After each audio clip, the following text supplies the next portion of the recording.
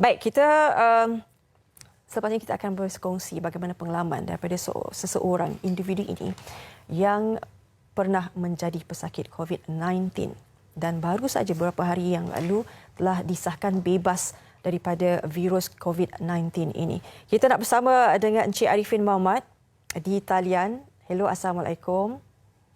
Waalaikumsalam. Encik Arifin. Ya, saya. Baik, hari ini sihat? Alhamdulillah, sihat. Alhamdulillah. Baik. Kita nak berkongsi sedikit berkenaan dengan pengalaman Encik Arifin sendiri. Kami difahamkan Encik Arifin disahkan positif COVID-19 ini pada 5 Mac. Dan Encik Arifin tidak mengalami sebarang simptom. Ya, seperti mana yang telah dikongsikan antara simptom yang berlaku kepada sakit COVID-19. Mungkin Encik Arifin boleh kongsikan bagaimana permulaannya. Okey, bismillahirrahmanirrahim. Assalamualaikum. Saya sebenarnya telah menghadiri satu majlis kementerian pada 27 hari bulan Februari. Di majlis itu ramai orang kan. Jadi saya telah berjumpa dan bersalaman dengan beberapa orang lah.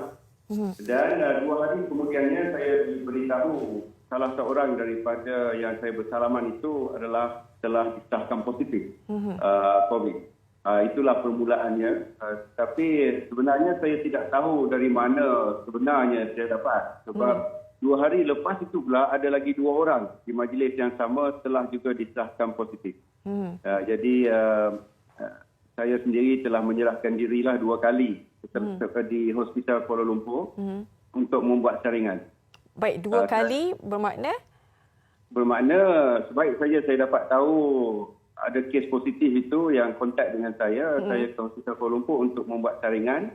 Sama ada saya positif atau tidak. Kali pertama itu sebab saya tidak ada simptom. Jadi doktor telah menasihatkan supaya balik berehat di rumah lah. Cuma dia bagi saya ubat batuk sebab saya ada batuk. Tapi batuk tu saya dah dapat seminggu sebelum itu. Jadi bila ada lagi 2 orang, saya tahu 2 hari kemudiannya, saya sekali lagi ke Hospital Kuala Lumpur untuk membuat saringan. Kali ini baru diambil sampel untuk membuat pengesahan. Baik. Kali kedua baru disahkan positif. Jadi ketika itu apakah yang terbayang di fikiran? Pastinya sebab kita tersedia maklum bahawa COVID-19 ini adalah virus yang sangat bahaya. Tetapi ketika itu Encik Arifin bagaimana menghadapi COVID ini? Bila doktor panggil saya di rumah tu, dia telefon, bila saya dapat tahu saja, saya rasa guguplah.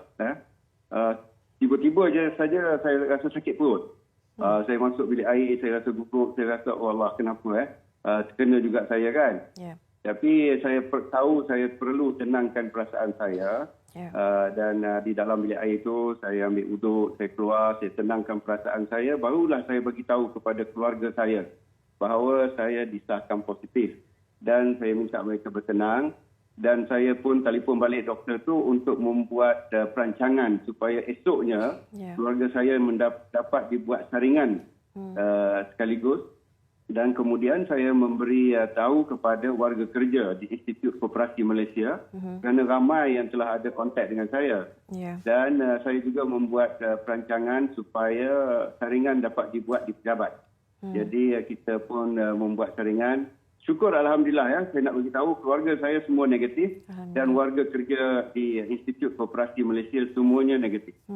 Encik Arifin, berapa lama berada di Hospital Sungai Buloh dan mendapatkan rawatan COVID-19 ini? Saya di hospital selama 10 hari. Saya masuk 5 hari bulan dan saya discharge 15 hari bulan Mac. Jadi 10 hari di isolasi itu agak lama dan inilah jadi kita harus bersikap positiflah dalam tu sebab dalam isolasi walaupun kita berkongsi bilik itu dengan 4 orang lain, 3 orang lain, tetapi komunikasi antara pesakit sangat minima kerana masing-masing dalam kubikel, dalam lansir tirai masing-masing itu ada hal masing-masinglah di dalam their own thoughts. Baik. Kita juga ada membaca sedikit artikel akhbar yang berkenaan dengan Encik Arifin berkongsi. Melihat daripada situ, Encik Arifin sangat-sangat positif dan mungkin boleh sedikit nasihat Encik Arifin kepada rakyat Malaysia dan juga mereka yang mungkin sekarang ini begitu panik dengan COVID-19 ini? Setelah saya dapat tahu itu, saya telah membuat keputusan awal. Bila saya dapat tahu saya positif, saya membuat keputusan awal bahawa saya akan go public with my situation. Sebab saya mahu public menyadari bahawa mendapat positif ini is not the end of the world. Kita sebagai orang Islam terutamanya, walaupun agama apa sekalipun, kita ada Tuhan kita masing-masing, dan kita orang Islam ini ada Allah. Kita jangan lupa bahawa penyakit itu datang dari Allah dan kesembuhan itu pun dari Allah. Jadi saya yakin dari awal lagi, walaupun saya tidak tahu tahap manakah virus itu akan menyerang saya yakin daripada awal lagi bahawa saya akan sembuh. Tidak pernah saya ragu-ragu bahawa saya akan sembuh. Dan saya telah memasang satu hasrat bahawa selama mana pun saya di hospital itu, saya akan memanfaatkannya supaya bila saya keluar nanti, saya akan menjadi seorang insan yang lebih baik. Seorang hamba Allah yang lebih baik. Jadi saya ke hospital dengan satu matlamat untuk menjadi seorang yang lebih baik. Saya bawa Quran, saya bawalah penjagaan diri seperti vitamin C, minyak habatus sauda. Habatus sauda ni sangat baik. Jadi saya syorkan kepada semua orang sekarang ni supaya mengambil habatus sauda untuk kuman. Sangat baik. Ini pun tersebut dalam hadis. Sudah lama, 1,400 tahun dahulu. Jadi saya bersikap positif begitu. Saya juga decided to go public. Jadi saya setiap hari membuat perkongsian di Facebook mengenai pengalaman saya di hospital. Dan saya setiap hari juga exercise. Saya membuat satu senaman di hospital itu, di bilik saya lah yang kecil itu, supaya setiap hari saya dapat berpeluh. Sebab pada saya, kuman virus ini tidak ada ubat. Yang ada ubat hanya simptom. Jadi untuk melawan dan membunuh virus ini ialah daripada kekuatan daya tahan diri kita sendiri. Jadi sebab itulah saya mengambil keputusan awal bahawa kita perlu mempertingkatkan kekuatan daya tahan diri. Dengan exercise, dengan berpeluh, dengan makan vitamin C, dengan sikap yang positif. Ini satu-satunya situasi di mana untuk mendapat negatif, kita harus bersikap positif. Itu penting. Sharifin, ada satu soalan.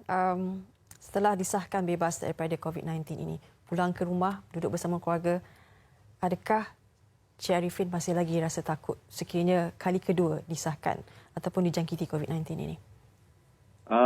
Rasa takut itu terlalu kuat. Saya rasa kita harus rasa perlu berjaga-jaga. Kalau kita takut, benda yang kita takut adalah yang kita dapat. Jadi saya tidak takut, tapi saya mengambil langkah berhati-hati dan berjaga-jaga kerana data pun ada yang mengatakan orang yang pernah sakit boleh dijangkiti semula. Tak tahulah reliable banyak mana data tu, tapi ada data mengatakan begitu. Saya pun ada bertanya dengan doktor, adakah kemungkinan saya ini dijangkiti semula? Jadi doktor kata di Malaysia ini belum lagi berlaku, tetapi kemungkinan itu ada. Jadi kita terus mengamalkan gaya hidup sihat dan mengambil precaution yang penting. Baik. Terima kasih Cik Arifin di atas perkongsian ini. Kami doakan semoga semuanya sihat, insya-Allah, bersama dengan keluarga. Jadi sekarang ini kita serulah kepada semua rakyat Malaysia ini supaya tampil ke hadapan, membuat saringan dan juga mematuhi, please lah, patuh kepada arahan untuk berada di rumah. Stay at home. Stay at home. Yes. Terima kasih Cik Arifin Mohamad, juga merupakan Ketua Pengarah Institut Koperasi Malaysia. Terima kasih banyak-banyak bersama dengan kami hari ini. Terima kasih, Puan. Terima kasih. Baik. Assalamualaikum.